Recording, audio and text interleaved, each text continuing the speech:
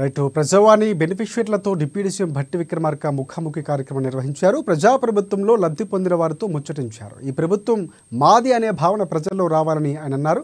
అప్పుడే మంచిగా పనిచేసినట్లు అవుతుందని కూడా వెల్లడించారు భట్టి విక్రమార్క. ప్రజలకు జవాబుదారీగా ఉండాలన్నదే వారి లక్ష్యమని వెల్లడించారు.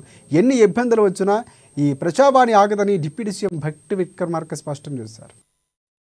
కంప్యూటరైజ్ చేసి సంబంధిత అధికారులు పంపించి మళ్ళీ ఆ అధికారులు వచ్చిన కాగితం పైన వారు తీసుకున్న నిర్ణయం కూడా వెంటనే సమాధానం మనకు వచ్చేటట్టుగా ఒక వ్యవస్థను ఏర్పాటు చేసుకుని దాన్ని నిరంతరం పర్యవేక్షిస్తూ అధికారులు ముందుకు పోతా ఉన్నారు.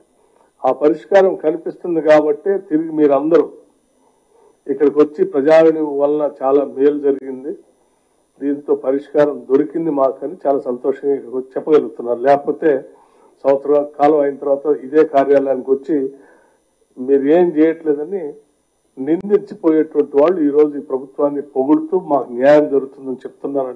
అంటేనే మేము అనుకున్న లక్ష్యం నెరవేరుతుందని మేము సంతోషిస్తాం. మనం ప్రజలకు జవాబుదారీతనంగా ఉండాలి.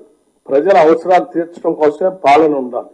పాలన అంటే ప్రజల అవసరాలకు సంబంధించినటువంటి అంశాలని నిత్యం పర్యవేక్షిస్తూ ఆ పర్యవేక్షణ ద్వారా ఉన్న సిబ్బందితో పని చేయించాలి. ఆ పని చేయించే కార్యక్రమం లేకపోతే ఉన్న వ్యవస్థ అంతా కూడా ప్రజల కోసమే ఉన్నది అనేటువంటి భావం కూడా ప్రజలకు కలగాలి.